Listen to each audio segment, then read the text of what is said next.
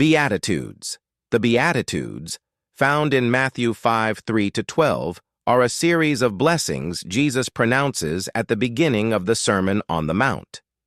These statements are foundational to understanding the values of God's kingdom and depict a way of life that contrasts with the values of the world.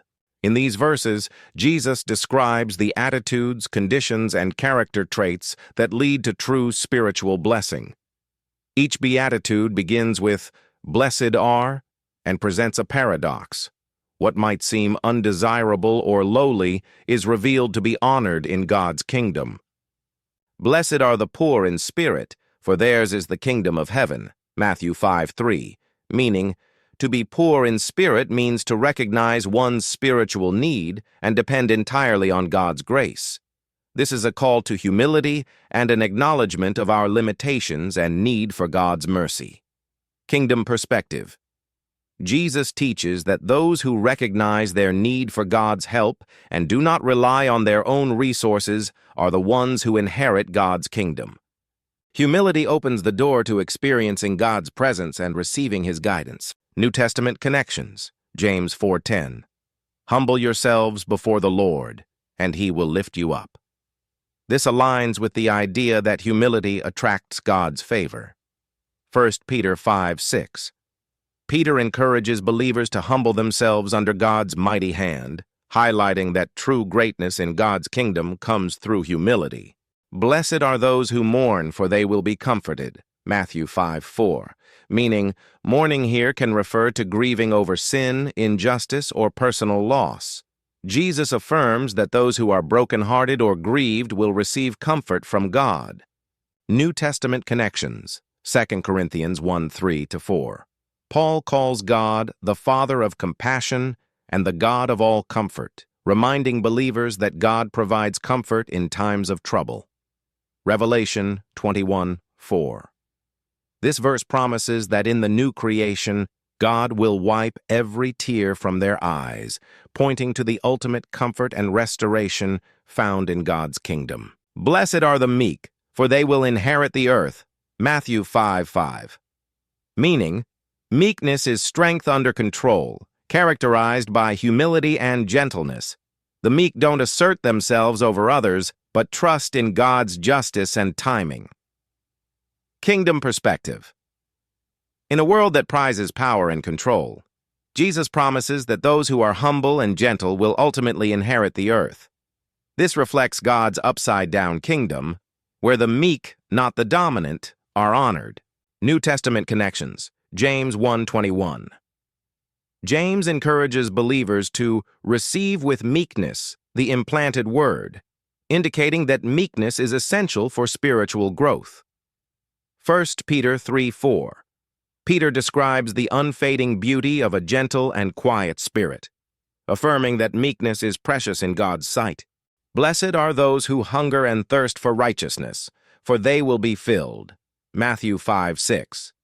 Meaning, this beatitude describes an intense desire for God's righteousness, to see justice, moral integrity, and holiness prevail. Those who long for what is right and just will ultimately find satisfaction in God. New Testament connections. John 6:35. Jesus describes himself as the bread of life, promising that those who come to him will never hunger or thirst, spiritually speaking. Romans 3:22. Paul talks about the righteousness of God that comes through faith, highlighting that God's righteousness is accessible to those who seek him. Blessed are the merciful, for they will be shown mercy. Matthew 5:7. Meaning, mercy is compassion in action, reflecting God's kindness and forgiveness toward others. Those who show mercy are promised that they will receive mercy in return. Kingdom perspective. This beatitude calls for empathy, kindness, and forgiveness, which are central to God's character. Jesus teaches that as we extend mercy, we open ourselves to receiving it, embodying God's love. New Testament connections. James 2:13. Mercy triumphs over judgment, reinforcing the idea that mercy aligns with God's heart and brings blessings. Ephesians 4:32. Paul urges believers to be kind and compassionate to one another, underscoring the value of mercy within Christian relationships. Blessed are the pure in heart, for they will see God, Matthew 5:8. Meaning, purity of heart refers to a singular devotion to God, free from deceit, hypocrisy, or selfish motives. It is an undivided heart that seeks God above all else. Kingdom perspective. Jesus promises that those who are pure in heart will see God. This indicates both spiritual insight and the promise of future fellowship with God in eternity. New Testament connections. Hebrews 12:14. The author of Hebrews states that, without holiness, no one will see the Lord, emphasizing the importance of a pure heart in approaching God. 1 John 3:2-3. John talks about the hope of seeing God as a motivation for living a pure life. Blessed are the peacemakers, for they will be called children of God. Matthew 5:9. Meaning, peacemakers actively seek to reconcile and bring peace into situations of conflict. They reflect God's desire for harmony and unity. Kingdom perspective. Jesus calls peacemakers children of God because they mirror his nature. This beatitude encourages believers to work toward reconciliation, reflecting God's love in a divided world. New Testament connections. Romans 12:18. Paul advises believers to live at peace with everyone, underscoring the call to actively seek peace. Ephesians 4:3. Paul urges believers to make every effort to keep the unity of the Spirit through the bond of peace, affirming that peace is essential in God's kingdom. Blessed are those who are persecuted because of righteousness, for theirs is the kingdom of heaven. Matthew 5:10-12. Meaning, Jesus acknowledges that those who live by God's values may face opposition, persecution, and suffering. This blessing is a promise to those who endure hardship for the sake of righteousness. Kingdom perspective. Jesus assures that God honors those who are persecuted for living by his values. This beatitude offers hope to believers, reminding them that their reward is in heaven and that they are part of God's kingdom. New Testament connections. 2 Timothy 3:12. Paul states that everyone who wants to live a godly life in Christ Jesus will be persecuted, confirming the reality of opposition. 1 Peter 4:14. Peter assures believers that if they are insulted for the name of Christ, they are blessed as God's Spirit rests on them. Beatitudes. The Beatitudes, found in Matthew 5:3-12, are a series of blessings Jesus pronounces at the beginning of the Sermon on the Mount. These statements are foundational to understanding the values of God's kingdom and depict a way of life that contrasts with the values of the world. In these verses, Jesus describes the attitudes, conditions, and character traits that lead to true spiritual blessing. Each beatitude begins with, "Blessed are," and presents a paradox. What might seem undesirable or lowly is revealed to be honored in God's kingdom. Blessed are the poor in spirit, for theirs is the kingdom of heaven. Matthew 5:3, meaning, to be poor in spirit means to recognize one's spiritual need and depend entirely on God's grace. This is a call to humility and an acknowledgement of our limitations and need for God's mercy. Kingdom perspective. Jesus teaches that those who recognize their need for God's help and do not rely on their own resources are the ones who inherit God's kingdom. Humility opens the door to experiencing God's presence and receiving his guidance. New Testament connections. James 4:10. Humble yourselves before the Lord, and he will lift you up. This aligns with the idea that humility attracts God's favor. 1 Peter 5:6. Peter encourages believers to humble themselves under God's mighty hand, highlighting that true greatness in God's kingdom comes through humility. Blessed are those who mourn, for they will be comforted. Matthew 5:4, meaning mourning here can refer to grieving over sin, injustice, or personal loss. Jesus affirms that those who are brokenhearted or grieved will receive comfort from God. New Testament connections. 2 Corinthians 1:3-4. Paul calls God the Father of compassion and the God of all comfort, reminding believers that God provides comfort in times of trouble. Revelation 21:4. This verse promises that in the new creation, God will wipe every tear from their eyes, pointing to the ultimate comfort and restoration found in God's kingdom. Blessed are the meek, for they will inherit the earth. Matthew 5:5. Meaning, meekness is strength under control, characterized by humility and gentleness. The meek don't assert themselves over others, but trust in God's justice and timing. Kingdom perspective. In a world that prizes power and control, Jesus promises that those who are humble and gentle will ultimately inherit the earth. This reflects God's upside-down kingdom, where the meek, not the dominant, are honored. New Testament connections. James 1:21. James encourages believers to receive with meekness the implanted word, indicating that meekness is essential for spiritual growth. 1 Peter 3:4. Peter describes the unfading beauty of a gentle and quiet spirit, affirming that meekness is precious in God's sight. Blessed are those who hunger and thirst for righteousness, for they will be filled. Matthew 5:6. Meaning, this beatitude describes an intense desire for God's righteousness, to see justice, moral integrity, and holiness prevail. Those who long for what is right and just will ultimately find satisfaction in God. New Testament connections. John 6:35. Jesus describes himself as the bread of life, promising that those who come to him will never hunger or thirst, spiritually speaking. Romans 3:22. Paul talks about the righteousness of God that comes through faith, highlighting that God's righteousness is accessible to those who seek him. Blessed are the merciful, for they will be shown mercy. Matthew 5:7. Meaning, mercy is compassion in action, reflecting God's kindness and forgiveness toward others. Those who show mercy are promised that they will receive mercy in return. Kingdom perspective.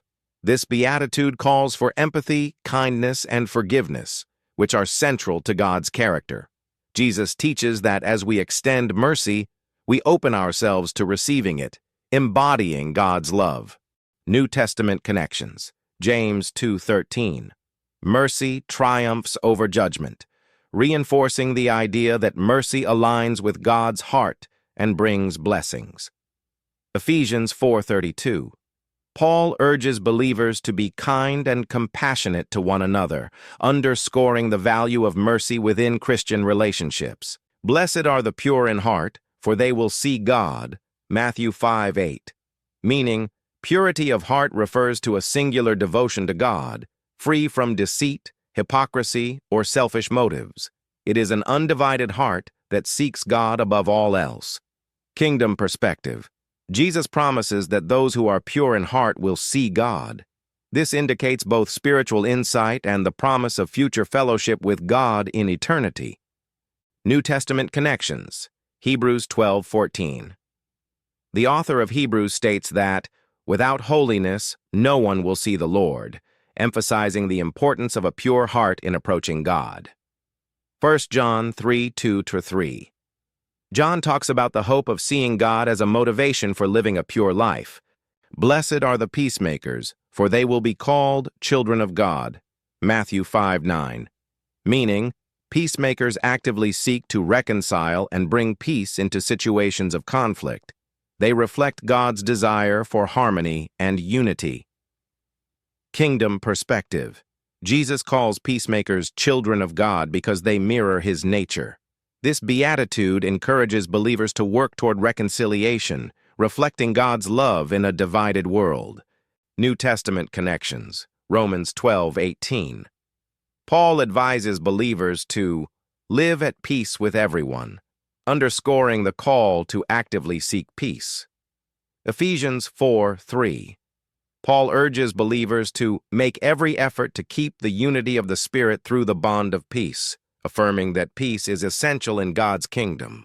Blessed are those who are persecuted because of righteousness, for theirs is the kingdom of heaven. Matthew 5:10-12.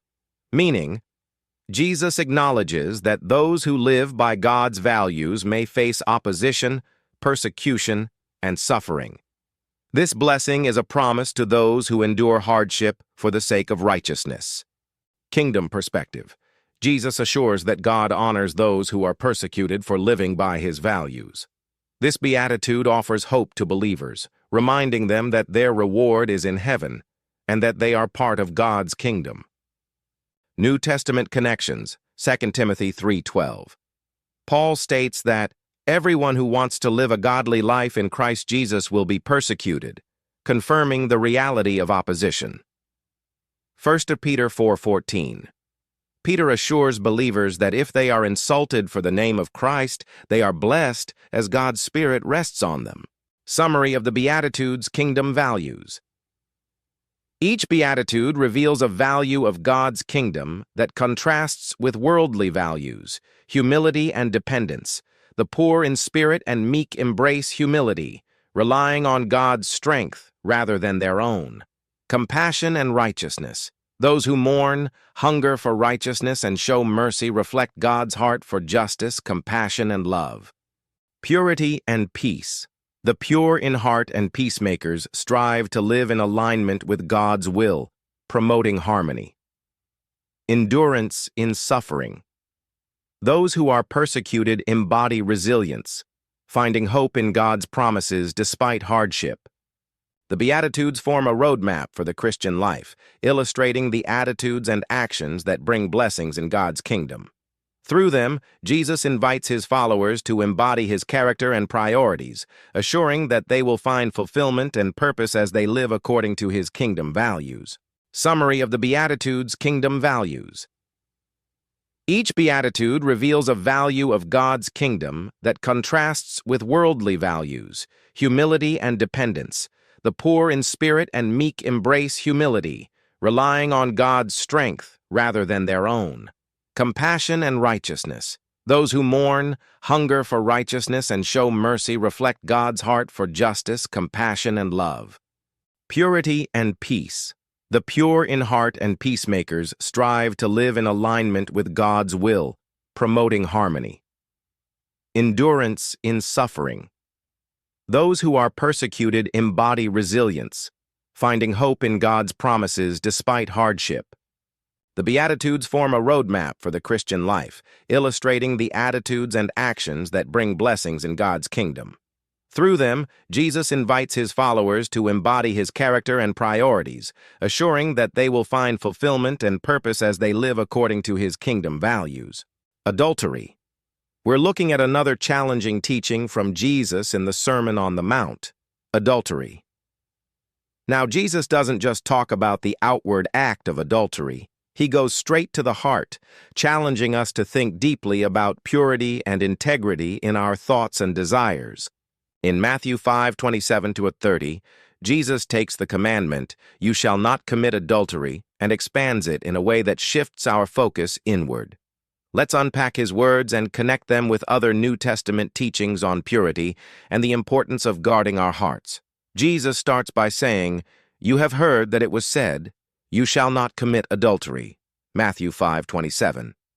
This commandment from the Old Testament was well known. It condemned the act of marital unfaithfulness. But Jesus goes deeper than the outward act. Then he says something radical. "But I tell you that anyone who looks at a woman lustfully has already committed adultery with her in his heart." Matthew 5:28. Jesus is saying that adultery isn't just about actions, it's about intentions and thoughts. He's challenging us to see that true faithfulness isn't just about staying away from sinful acts, but avoiding sinful desires. Our thoughts and desires are important to God, and Jesus calls us to honor him even in the privacy of our hearts. In 1 Corinthians 6:18-20, flee from sexual immorality. All other sins a person commits are outside the body, but whoever sins sexually sins against their own body. Do you not know that your bodies are temples of the Holy Spirit, who is in you, whom you have received from God? You are not your own. You were bought at a price. Therefore, honor God with your bodies. Paul urges believers to reminding us that our bodies and hearts belong to God. We honor Him not only by our actions, but by keeping our hearts and minds pure. Jesus continues with some intense imagery. If your right eye causes you to stumble, gouge it out and throw it away. It is better for you to lose one part of your body than for your whole body to be thrown into hell. And if your right hand causes you to stumble, cut it off and throw it away. It is better for you to lose one part of your body than for your whole body to go into hell. Matthew 5:29-30. Now, Jesus isn't suggesting self-harm. Instead, He's using this powerful language to show just how seriously we should treat sin. If something in our lives is leading us into temptation, we need to take drastic action to remove it. Purity is worth making sacrifice for. In Colossians 3:5, put to death, therefore, whatever belongs to your earthly nature: sexual immorality, impurity, lust, evil desires, and greed, which is idolatry. Paul advises us to put to death anything that belongs to our earthly nature, including lust and impurity. Jesus is calling us to do whatever it takes to guard our hearts and live in a way that honors God. This teaching challenges us to see purity as a matter of the heart, not just outward actions. Jesus wants us to pursue integrity and faithfulness in every part of our lives, including our thoughts. In Philippians 4:8, Paul encourages us to fill our minds with things that are pure and honorable. By focusing on what's good, we can resist the thoughts that pull us away from God's love and purity. So, what does this mean for us today? Jesus calls us to more than just avoiding outward sin. He's inviting us into a life of integrity, to honor Him in our thoughts, our desires, and our actions. It's a challenging call, but remember, God's grace is with us, and He's always ready to help us live in purity, an eye for an eye. In Matthew 5:38-42, Jesus takes an ancient law of justice and redefines it with a radical message of mercy and forgiveness. Let's unpack what He's saying here and look at how this teaching challenges us to respond to conflict in a completely new way. In this passage, Jesus is moving us away from retaliation and toward a life of grace. Let's see what He says and how His message is reflected in other parts of the New Testament. Jesus begins by quoting an Old Testament law. You have heard that it was said, eye for eye and tooth for tooth. Matthew 5:38. This law, known as lex talionis, or the law of retaliation, was actually intended to limit vengeance. It ensured that the punishment matched the offense, so it was about justice, not revenge. But Jesus is about to take this law and show us a better way. Then Jesus says something radical. But I tell you, do not resist an evil person. If anyone slaps you on the right cheek, turn to them the other cheek also. Matthew 5:39. Wow. Jesus is calling us to respond to insults or harm with patience and grace. Turning the other cheek doesn't mean being passive or weak. It's a powerful choice to reject retaliation and instead respond with love. He's inviting us to rise above revenge and model God's mercy. In Romans 12:19, Paul reminds us to leave room for God's wrath and not take revenge. Jesus' call here is about trusting God's justice and letting go of our desire to retaliate. Jesus continues, giving more examples of radical generosity and forgiveness. If anyone wants to sue you and take your shirt, hand over your coat as well. If anyone forces you to go 1 mile, go with them 2 miles. Matthew 5:40-41. These examples might sound strange to us, but in Jesus' time, a coat was a valuable possession, and going the extra mile often meant enduring forced labor by occupying soldiers. Jesus is saying that instead of resisting or retaliating, we should show unexpected generosity, even to those who wrong us. Peter reinforces this message in 1 Peter 3:9. Do not repay evil with evil or insult with insult. On the contrary, repay evil with blessing, urging believers to repay evil with blessing. Jesus is challenging us to respond to unfair treatment by doing good, showing God's love even in difficult situations. Finally, Jesus says, give to the one who asks you, and do not turn away from the one who wants to borrow from you. Matthew 5:42. This is all about generosity, even when it might not feel deserved. Jesus is calling us to live with open hands and hearts, showing kindness and generosity, not just to those we love, but even to those who may have wronged us. In Luke 6:35, Jesus says to love our enemies and lend without expecting anything in return. This teaching reinforces the idea that true generosity and love go beyond what's easy or expected. So what does this teaching mean for us today? Jesus is calling us to a life that transcends the cycle of revenge and retaliation. Instead of returning harm with harm, he challenges us to respond with love, generosity, and forgiveness. It's a radical way to live, but it's also a way to reflect God's love in a world that desperately needs it. We're exploring another powerful teaching from Jesus in the Sermon on the Mount, his words on oaths. Found in Matthew 5:33-37, Jesus' teaching on oaths challenges us to be people of integrity, whose words carry weight on their own without the need for grand promises or vows. In this passage, Jesus emphasizes honesty and transparency. He's calling us to be people whose yes means yes and whose no means no. Let's dive in and see how Jesus' teaching on oaths connects to his vision for a life of integrity. Jesus begins by saying, "Again, you have heard that it was said to the people long ago, 'Do not break your oath, but fulfill to the Lord the vows you have made.'" Matthew 5:33. At the time, people often swore oaths by invoking God's name to show they were serious. This was a common practice to emphasize honesty. But Jesus is about to take things to a deeper level. Then Jesus says, "But I tell you, do not swear an oath at all, either by heaven, for it is God's throne, or by the earth, for it is his footstool. All you need to say is simply yes or no. Anything beyond this comes from the evil one." Matthew 5:34-37. Here, Jesus is encouraging us to be people who don't need to swear by anything to prove our honesty. Instead, he calls us to live with such integrity that our word alone can be trusted. Our yes should simply mean yes, and our no should mean no. James 5:12. Above all, my brothers and sisters, do not swear, not by heaven or by earth or by anything else. All you need to say is a simple yes or no. James echoes this teaching in James 5:12, reminding us not to swear by anything, but to let our words speak for themselves. It's a call to live with honesty in all our interactions. In Jesus' time, people often swore by different things to make their statements seem more credible. But this could become a way of manipulating the truth, making their promises seem stronger than their actual commitment. Jesus is teaching us to avoid that. He's asking us to speak truthfully and openly in a way that doesn't rely on outward assurances. Ephesians 4:25. Therefore, each of you must put off falsehood and speak truthfully to your neighbor.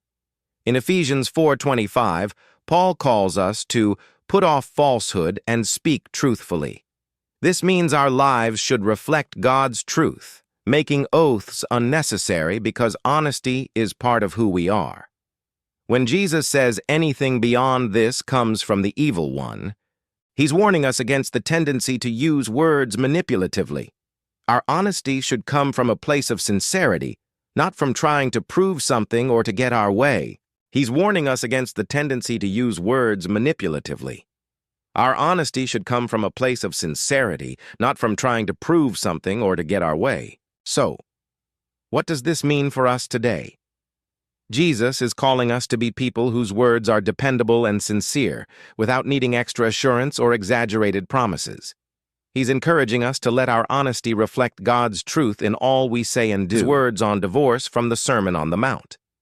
Found in Matthew 5:31-32, Jesus' teaching on divorce might seem strict at first glance, but he's addressing something deeper: our commitment, our relationships, and God's design for marriage.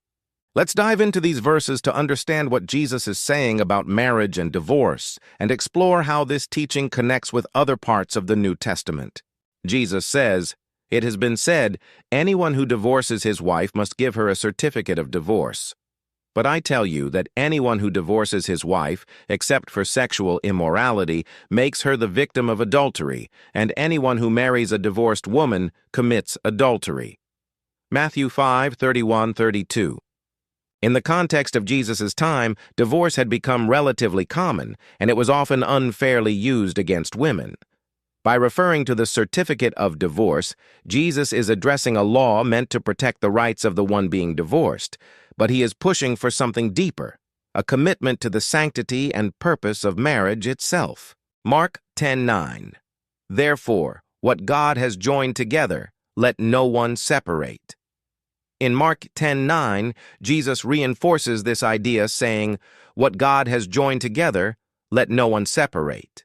He's affirming that marriage is a sacred union, intended by God to be a lifelong commitment. In this teaching, Jesus is reminding his listeners and us that marriage is a covenant, not just a contract.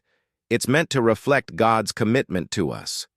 Divorce was permitted under certain conditions in the Old Testament, mainly as a concession to human weakness, but Jesus calls us to see the true purpose of marriage, a faithful, loving relationship. Ephesians 5:31-32. For this reason a man will leave his father and mother and be united to his wife, and the two will become one flesh. In Ephesians, Paul calls marriage a mystery, something that reflects Christ's relationship with the church. This union is about more than companionship. It's a covenant relationship that mirrors God's love for us. When Jesus mentions except for sexual immorality, he's acknowledging that infidelity can break the marital bond. While this doesn't mean divorce is required, it's allowed in cases of unfaithfulness. Jesus' primary goal here isn't to restrict people, but to encourage us to honor marriage with the commitment it deserves. 1 Corinthians 7:10-11. A wife must not separate from her husband, and a husband must not divorce his wife. In 1 Corinthians 7, Paul also advises against divorce, encouraging reconciliation and patience whenever possible. However, he understands that there are complex situations where separation might occur. Even so, the ideal remains to honor the commitment of marriage. So, what can we take from Jesus' teaching on divorce? He's calling us to see marriage as sacred, a relationship that isn't disposable. He's asking us to approach marriage with a heart of commitment and faithfulness, mirroring God's unbreakable love for us. For those who have experienced divorce, remember that God's grace is vast and his compassion is unending. This teaching is not about condemnation, but about calling us to the highest standard of love. Marriage is covenant, God's design for lasting love. Thank you for joining me today as we looked at this important teaching. If you have any thoughts or experiences you'd like to share, please feel free to comment below. The fulfillment of the law. Today, we're diving into another key part of the Sermon on the Mount, the fulfillment of the law. Jesus' words in Matthew 5:17-20 are revolutionary, showing us that he didn't come to discard the law, but to complete and fulfill it in a way that was totally unexpected. So, what does it mean that Jesus fulfilled the law? And how should we understand this today? Let's dive in and look at some supporting verses from the New Testament that expand on this idea. Jesus begins by saying, "Do not think that I have come to abolish the law or the prophets. I have not come to abolish them, but to fulfill them." Matthew 5:17. This statement is important. Jesus respects the law given by God, but he brings something deeper, a fulfillment that reveals the true heart behind it. The law points us to God's holiness, and Jesus shows us how it can be fully lived out through him. Romans 10:4. Christ is the end of the law so that there may be righteousness for everyone who believes. In Romans 10:4, Paul says, Christ is the end of the law so that there may be righteousness for everyone who believes. This doesn't mean the law is meaningless now. Instead, it means that Jesus accomplished what the law was always pointing toward, a way to live righteously before God. Next, Jesus adds, "For truly I tell you, until heaven and earth disappear, not the smallest letter, not the least stroke of a pen, will by any means disappear from the law until everything is accomplished." Matthew 5:18. Jesus emphasizes that the law isn't going away. It will remain until everything it points to is completed in Him. He's showing that the law and the prophets find their full meaning in His life, teachings, and ultimate sacrifice. Galatians 3:24. So the law was our guardian until Christ came that we might be justified by faith. Paul explains in Galatians 3:24. So the law was our guardian until Christ came that we might be justified by faith. The law guided and prepared us, showing us our need for a Savior. Now through Jesus we're justified by faith, not by merely following the law. Jesus takes it a step further, saying, "For I tell you that unless your righteousness surpasses that of the Pharisees and the teachers of the law, you will certainly not enter the kingdom of heaven." Matthew 5:20. Now, this must have shocked his listeners. The Pharisees were known for their strict adherence to the law, but Jesus is saying that true righteousness is more than outward actions. It's about the condition of the heart. Hebrews 8:10. I will put my laws in their minds and write them on their hearts. In Hebrews 8:10 we read, I will put my laws in their minds and write them on their hearts. This is what Jesus is pointing to, a transformation of our hearts. The law isn't just rules to follow. It's a relationship with God that shapes our lives from the inside out. So, what does it mean for us today? Jesus fulfilling the law doesn't mean we ignore it. Instead, it means we live out its true purpose through Him, loving God and loving others, not out of obligation, but out of a transformed heart. Jesus invites us to embody the law in a way that goes deeper than rules, reaching into our character and our compassion. Love for enemies. Found in Matthew 5:43-48, this passage is all about extending love and kindness even to those who oppose or harm us. It's a challenging call, but it's also a transformative one that shows us what it really means to live like Jesus. In this passage, Jesus asks us to go beyond the normal human response of love those who love you and challenges us to love even those we find difficult to love. Let's look at His words and explore how this teaching is echoed throughout the New Testament. Jesus starts by saying, "You have heard that it was said, 'Love your neighbor and hate your enemy.'" Matthew 5:43. Now, the Old Testament emphasized love for one's neighbor, but the idea of hating your enemy was more of a cultural addition. Jesus, however, is about to take us in a completely different direction. Then Jesus says, "But I tell you, love your enemies and pray for those who persecute you, that you may be children of your Father in heaven." Matthew 5:44-45. This is radical. Jesus is saying that love isn't limited to those who love us back. Instead, we're called to love even those who oppose us. Praying for them is a powerful way to keep our hearts from hardening and to reflect God's own love and forgiveness. Romans 12:20-21. If your enemy is hungry, feed him. If he is thirsty, give him something to drink. In Romans 12, Paul echoes Jesus' teaching, encouraging believers to respond to their enemies with kindness rather than revenge. Paul goes on to say, "Do not be overcome by evil, but overcome evil with good." Jesus goes on to say, He causes His sun to rise on the evil and the good, and sends rain on the righteous and the unrighteous. Matthew 5:45.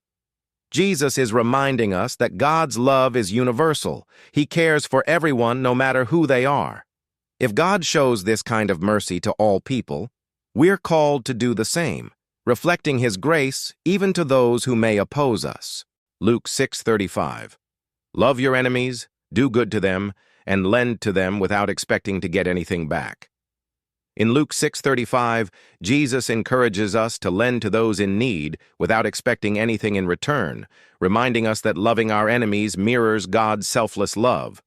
Then Jesus says something that challenges all of us. If you love those who love you, what reward will you get? Are not even the tax collectors doing that?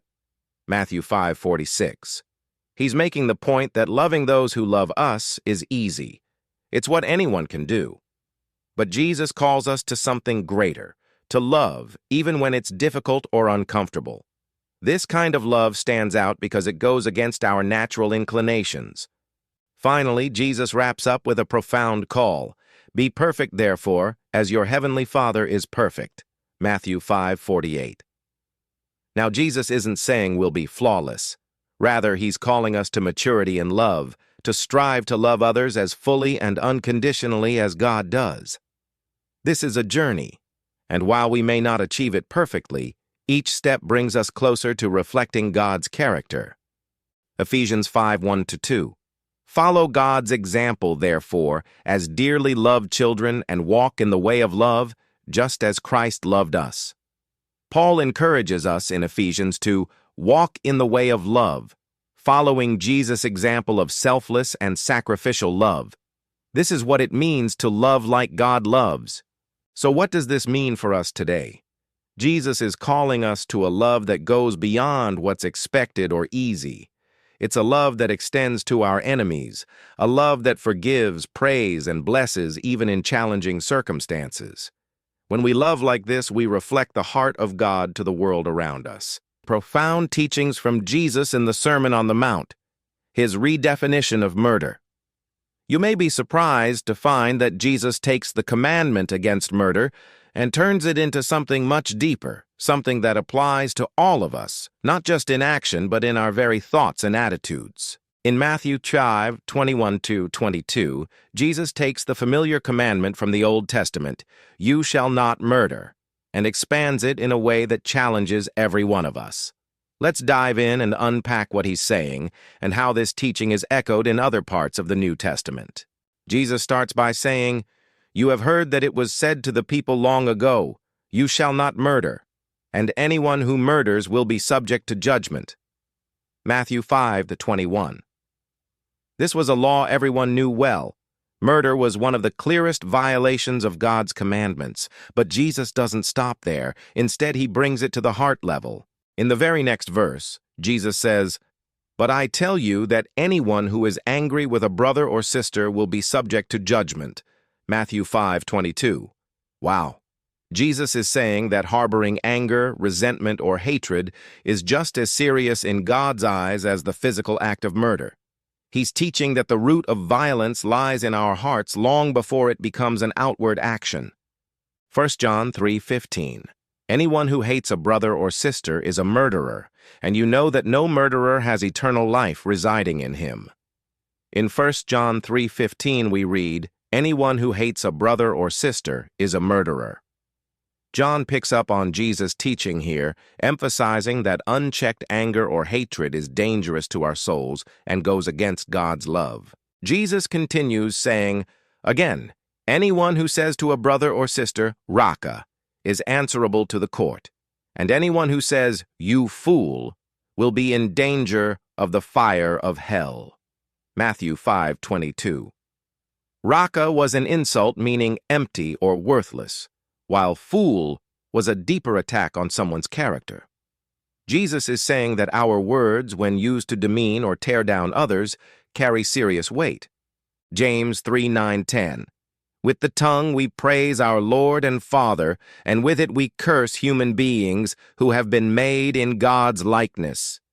In James 3:9-10, James warns us about the power of our words, saying, "With the tongue we praise our Lord, and with it we curse human beings who have been made in God's likeness." Jesus' message reminds us to honor others as fellow creations of God, both in our hearts and in our speech. Jesus' teaching here isn't just about avoiding violent acts. It's about transforming our hearts so that anger, resentment, and hatred don't take root. He's challenging us to replace those feelings with forgiveness and compassion before they can lead to harm. Ephesians 4:31-32. Get rid of all bitterness, rage, and anger. Be kind and compassionate to one another, forgiving each other, just as in Christ God forgave you. In Ephesians 4:31-32, Paul tells us to get rid of all bitterness, rage, and anger, and to be kind and compassionate. Jesus wants us to deal with our negative feelings at their source, so we can live in a way that reflects God's love and forgiveness. So, what does this teaching mean for us? Jesus redefines murder as not only a physical act, but as any anger or insult that damages others. He's calling us to live with hearts free from bitterness, to be peacemakers who seek reconciliation and love, even in challenging situations. Thanks for joining me today as we explored this deep and challenging teaching from Jesus. Let us know in the comments how you're working to live out Jesus' call to be free from anger. Salt and light. Found in Matthew 5:13-16, these two images capture Jesus' call for his followers to live in a way that visibly transforms the world. Salt and light might seem simple, but when Jesus used these terms, he was talking about something extraordinary. Let's break down what it means to be salt and light in today's world. First up, salt. You are the salt of the earth. Matthew 5:13. Salt was precious in ancient times. It preserved food, added flavor, and was even used in religious offerings. When Jesus says we are the salt of the earth, he's talking about our role in the world as agents of preservation and flavor. Salt prevents decay, and it adds taste, meaning that, as Christians, we're meant to bring life, hope, and goodness wherever we go. In Colossians 4:6, Paul says, "Let your conversation be always full of grace, seasoned with salt." Our words, actions, and attitudes can make the world a better place, full of God's grace and truth. Salt has an effect on everything it touches. Likewise, our lives should make an impact. But here's a twist. Jesus warns, "But if salt loses its saltiness, how can it be made salty again?" Matthew 5:13. Salt that loses its taste is useless. It's thrown out. This is a reminder. If we as believers stop living out our faith, we lose our impact. Our lives are meant to bring out the goodness of God, not blend into the world's brokenness. Next up, light. You are the light of the world. Matthew 5:14. Jesus says, "A city set on a hill cannot be hidden." Imagine a city glowing on a mountaintop at night. Everyone can see it. Jesus calls us to be that city, that light that people can see from far off, leading them to hope and truth. In Philippians 2:15, Paul encourages us to shine like stars in the sky. In a world often filled with darkness, negativity, hatred, and despair, Jesus tells us to be lights. We're called to shine brightly with his love, pointing others toward God. Jesus continues, "No one lights a lamp and puts it under a bowl. Instead, they put it on a stand, and it gives light to everyone in the house." Matthew 5:15. Think about it. What's the purpose of a light if it's hidden? In the same way, our faith isn't meant to be kept private. God doesn't call us to blend in or stay quiet about his love. He wants us to be bold and open with our faith so others can see the light of Christ shining in us. Ephesians 5:8 says, "For once you were full of darkness, but now you have light from the Lord. So live as people of light." God is asking us to live in such a way that our lives point directly back to him. Finally, Jesus wraps up by saying, "Let your light shine before others, that they may see your good deeds and glorify your Father in heaven." Matthew 5:16. Jesus isn't asking us to shine for our own attention. It's all about bringing glory to God. When we live in a way that reflects God's love and kindness, people notice. And when they notice, they're drawn closer to him. 1 Peter 2:12 encourages us, "Live such good lives among the pagans that they may see your good deeds and glorify God." Our lives, our actions, our compassion, our humility are meant to reflect God's character to a world that desperately needs it. So, what does it mean to be salt and light? It means we're called to make a difference, to preserve what's good, to shine with God's love, and to live in a way that brings people closer to him. Jesus invites us to live boldly, to be unafraid of standing out, and to bring hope and truth into the world around us. Thanks for joining me as we explored these powerful words from Jesus. Let us know in the comments, what does being salt and light mean to you?